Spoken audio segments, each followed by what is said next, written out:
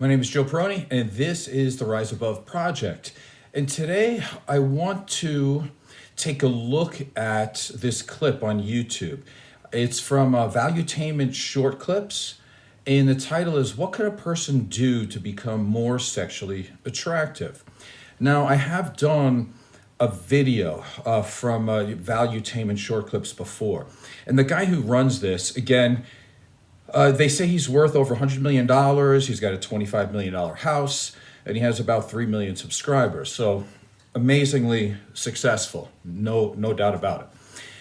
On this particular show, he's going to be interviewing a person named Rollo Tomassi. And he's supposed to be a life coach for men. He tells men how to be more manly and how to be more successful. Basically, he's kind of like a pseudo-father for a lot of lost men. I don't think there's a problem really with that. But I do want to take a look at this because, I mean, we can all see this. Plus, there's a lot of evidence to back it up that men are really not doing well in this country right now. And we can go from young men to older men. They seem to be lost. Women seem to be outperforming them in a lot of ways. Being that I am a man, I find it interesting and very important to see where these life coaches are taking these young men and how they seem to be doing it. So I want to take a look at that first. But I want to also contrast and compare that to 3 other men that I'm going to talk about later. And you're going to see where I believe many of the differences are.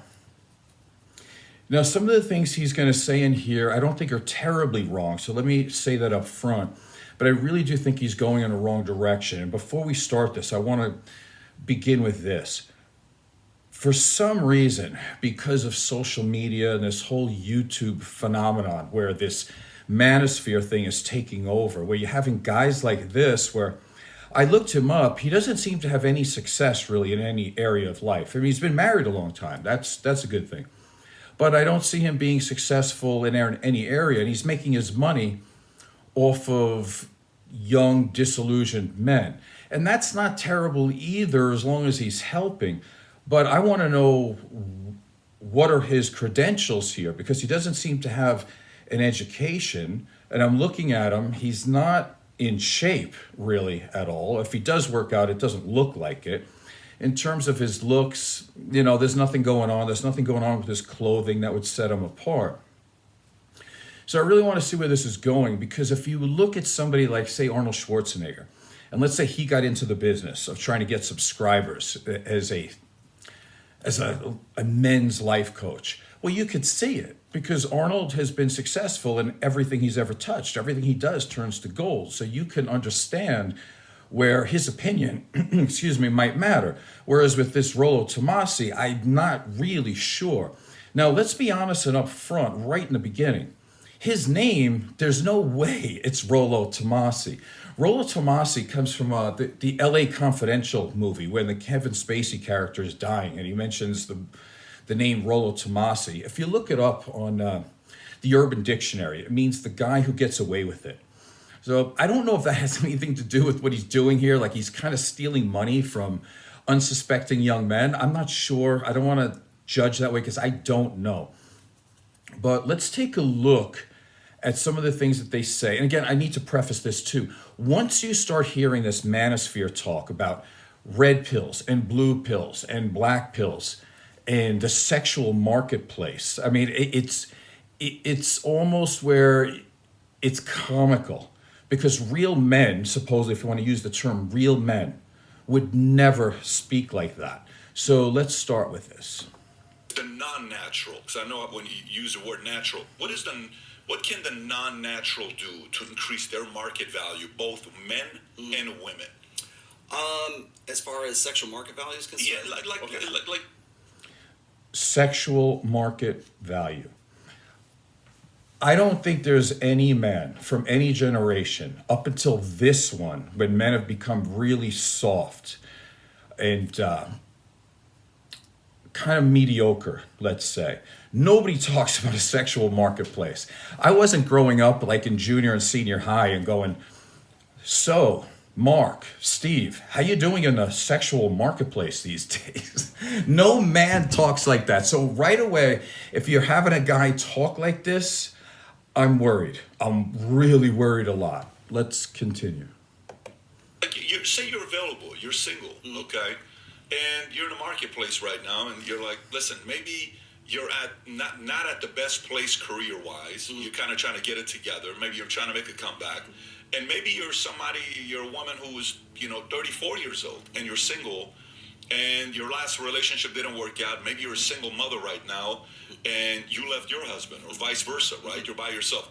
What can that person do to increase their market value to be attractive to the opposite sex? Very easy for men. There's 3 core aspects, and really. First of all, okay, he's going to talk about men. That's okay. I mean, he was asked for men and women. You got to name one. He started off with men. No problem. But let me say, there's nothing easy about it. Okay? Finding your way through life is the number one thing you'll have to do. It is not easy to find your skill. It's not easy to find your passion. It's not easy to find something that you love to do, and you might not be able to get paid at it for a long time. Or you might not be good enough even though you love it. So you might be good over here, but your passion is not there. None of this about finding your meaning and purpose in life is easy. It's easy to say what they are, but it's not easy to do. So right off, I'm a little confused. Like 4, if you think about it. There's make muscles, make money, and learn game. And in terms of game, I mean like social skills that a lot of guys, by the way, are very lacking these days. And then as the 4th part of that is hold frame. Like, so once you have built that world, with make money, make muscles, learn game, then you have frame as a part of that. And again, this is a psychological, sociological term. Like, what's the frame right now? And it doesn't necessarily have to do with just, interpersonal relationships. It can be your boss. It can be your mom or your dad and your family. They're like, frame is like whoever's frame, psychological frame you're entering into, or they're entering into yours. So when we're looking at guys sort of coming back from being like, okay, I'm deficient in these areas. Most men, when they find what works for them, they gross out in one of those areas. So I don't make a lot of money. I'm kind of poor, but man, I can go bench 400 pounds. Sure. Right? I'm in the 300 club, right? I can, whatever it is, I can maximize my looks and everything at the cost of my deficiency in, say, money or even in game. We see a lot of this in the black pill communities right now, where they think it's nothing but looks. It's to the point where they're doing jazzercise so they can get a better jawline, or doing. All right, I'm already having enough of this. Okay, most men don't do that. They don't say, ooh, I can bench press, so I don't need to study. It's not that. It's not really a conscious decision where they say, okay, I can do this, so I can do this, or not do that, so I can be higher up in the sexual marketplace. It doesn't happen like that. He's talking about pretentiousness here. There's nothing wrong with the beginning, what he says, right? Like, in order to be successful in any place, especially if you're a man, you want to make money, make muscles, and what he calls have game. Now, I don't like to call it that, but let's just use his term, so I'm not, putting him down for everything he says. Nothing intentionally wrong here with what he says, but the way he's saying it, and him being a coach, there's a lot wrong with the pretentiousness of, if you want to be something, you're going to have to make muscle. Let's just talk about that.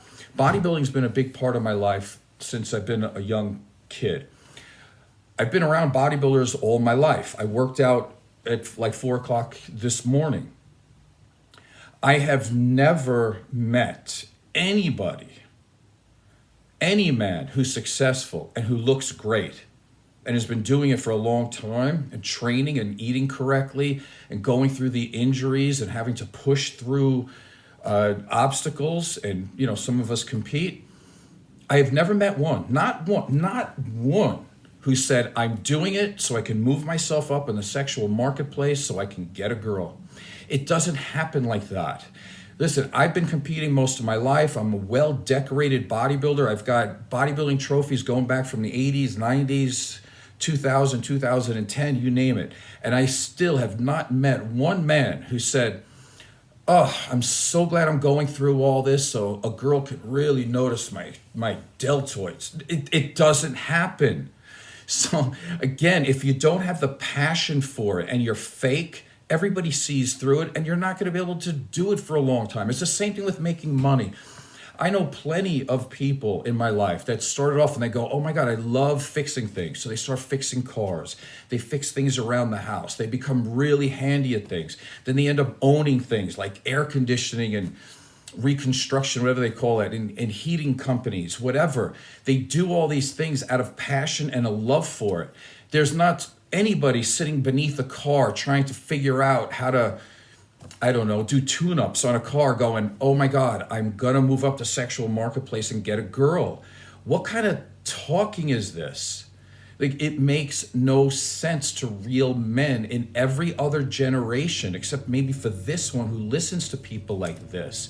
And to get game, let's be honest, if you want to be a real man, you can't just be talked into it. You're going to have to live life. You want to talk about, like, again, he'll talk about this later, about men who, you need to make a certain amount of money because women only like men who make a certain amount of money. Listen, when we're young and we're disillusioned, that's what we think, right? And we want to blame women for liking a guy who has some security. Those numbers don't bear out. Most of the time, good long-term relationships are with people that are from the same basic socioeconomic background. Okay, they're not always looking for the rich person here all the time. That's not the way it works. So what you want to do is find what you like to do and become really good at it and have passion for it. And then when you have that desire to do something and you like who you are, guess what? The people around you will like you for who you are because you're not a pretentious idiot. You know, and he leaves out this thing when he talks about having game. You don't have to name it like that. Plus, he doesn't really analyze that because that's the most important part. What you really want to do is you want to be a good person. You want to care about other people. You want to be reliable. You want to be able to be stable. You want to be secure. You want to be able to build character through your life. You want to have virtues, values. You want to be worthwhile, not just to yourself, but to your community, and then people will like you. Once that happens, you can have your choice of any girl you want if you want to talk about the sexual marketplace. And this is ridiculous. He's talking about these guys doing size now. Okay, think about it like this, right? The average man back in the day who was masculine would be an object, right, or a subject. Right, so he would make himself the subject. He would make himself powerful. He would want to be strong, smart, all these things, good at things, being competent. You're not looking around to see who's looking at you. Okay, that's more on the feminine side when they get dressed up and they put the makeup on just right so people can eyeball them. That's not what men do. Again, I've been a bodybuilder all my life. I've never done it to get a girl to look at me. By the fact that I've become a good bodybuilder makes or allows women to look at me more. I have never gone to college so I can be educated so a girl can be impressed. You do things for you, and then you develop all of your fans, your tribe, or people that are going to be around you, like friends. That's the way it works. The way this guy has it is completely wrong. I see this in the gym all the time, and guys think that they're attractive, and they probably are in a certain way physically, but from a real standpoint, women laugh at them. There's these guys doing those little duck lip things. They're taking selfies. They're making themselves, they're trying to be an object of desire. It's so feminine, and women, they see through it, number one, even if they don't know why consciously, but unconsciously, women look at that and they go, ooh, that's kind of like a girl right there. It's very feminine because he's looking to be pursued. Most women don't want to pursue men. What they're looking for is to be pursued. They want somebody who has confidence and exudes confidence and can go out of their way to ask them for a date. Not some guy sashaying on the side of the room, you know, taking pictures of himself, pursing up his lips. And the other part, there's actually young men out there doing size. They're they're buying these programs where they actually chew on things to make their mandibular muscles stronger. And again, the sternocleidomastoid muscles bigger because they read somewhere that women like guys with strong jawlines. So isn't it really feminine to sit around working on your jawline so a woman can like you? Let me tell you how real men do it. Because when real men work out, we used to anyway make fun of guys who didn't work out because they would be known as pencil necks. Why? Because if you don't work out and you don't strain, you don't have neck muscles.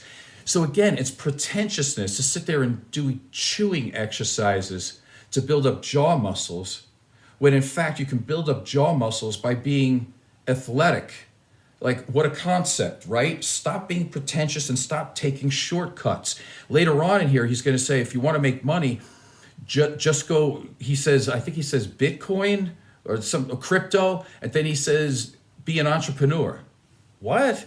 If you're being raised by a single mom who makes $30,000, $40,000 a year, she's got 2 kids and a dog to raise, where are you going to come up with the money to be some Mr. Super entrepreneur?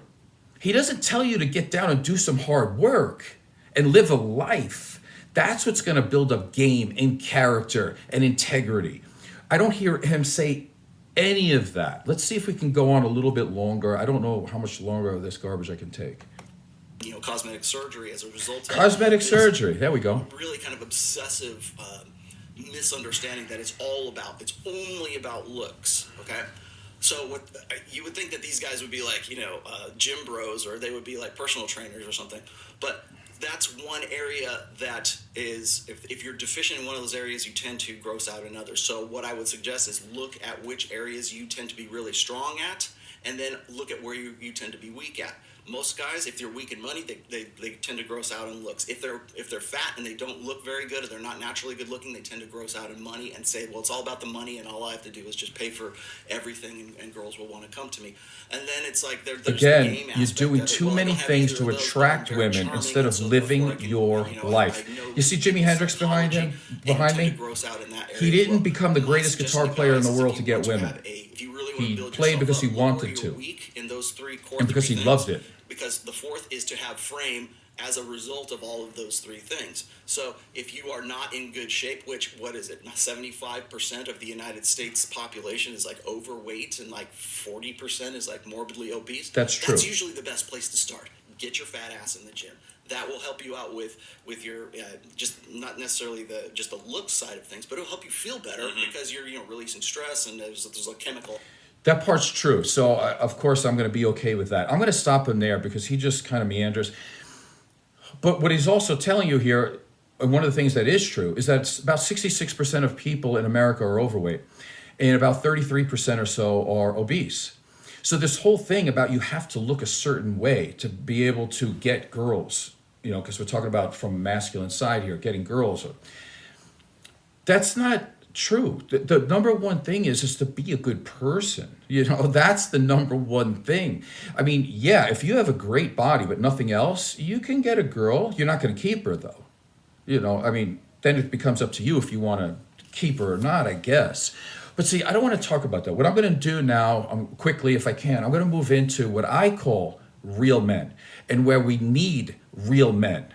And I wish we had these types of guys. And I'm going to go through it real quick. Because the guys that I'm talking about here are not pretentious. They live their life to the best of their ability to be good and to get through their life and to also help the people around them. And that's what they did. They didn't need people like this to be pretentious, to tell you you could move up in the sexual marketplace. I can assure you this, none of these 3 people I'm going to mention to you right now cared about or never even mentioned the word sexual marketplace. They would laugh at you if you did. Guaranteed. Let's start off with Robert Mancini.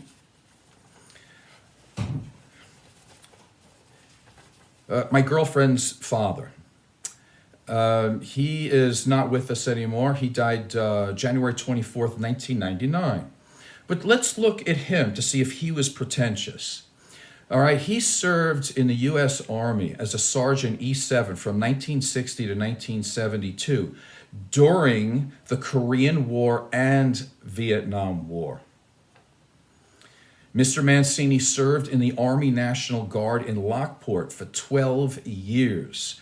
And he also worked at the Delphi Harrison Radiator in Lockport as a forklift operator for 30 years before retiring in April of 1998.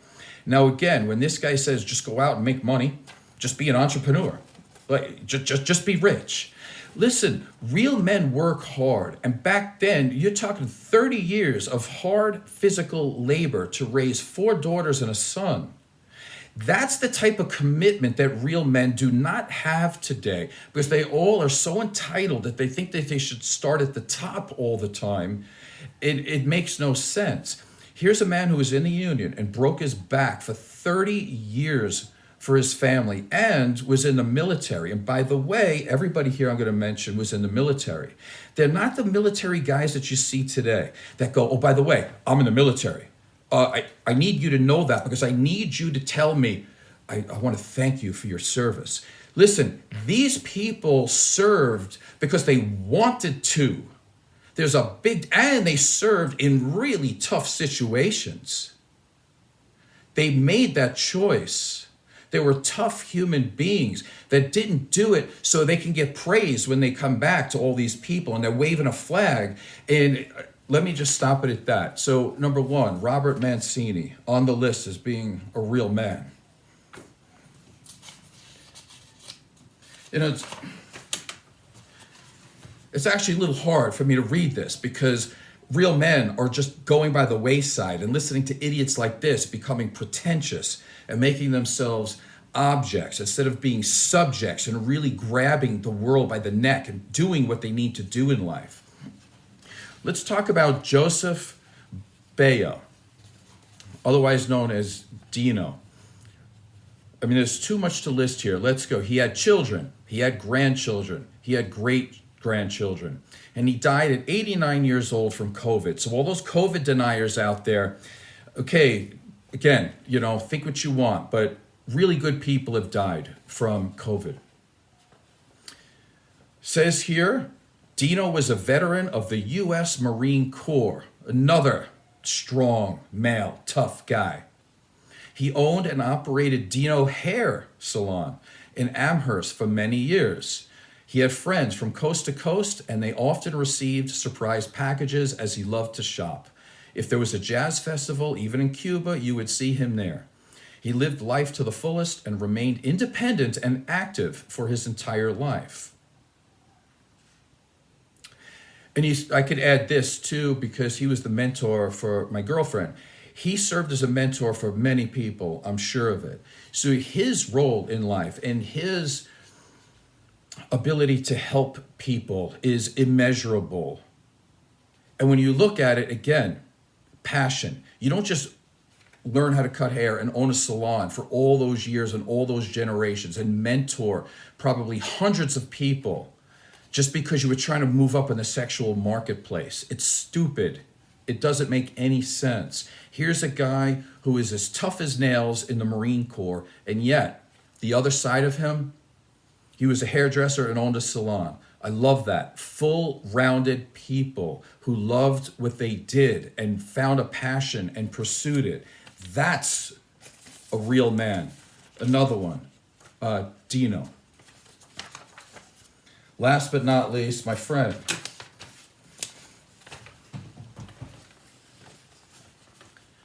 Jim Lynch. Jim was born in Cleveland on May 28, 1942, during World War II.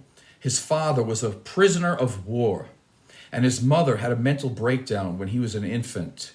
As a result, Jim spent 5 years in a Catholic orphanage before being taken as a foster child. He went to St. Joseph High School and later Case Western Reserve, as well as other universities. Jim did 2 separate tours in the Air Force and was discharged as a first lieutenant social worker. Over his educational experience, he earned, listen to me now, he earned 3 master's degrees in psychology, social work, and educational technology.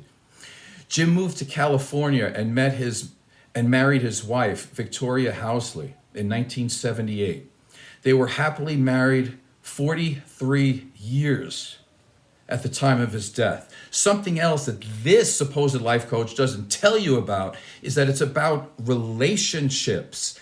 That's what makes people happy. And that's what really makes you a man. The ability to be in a relationship and have relationships.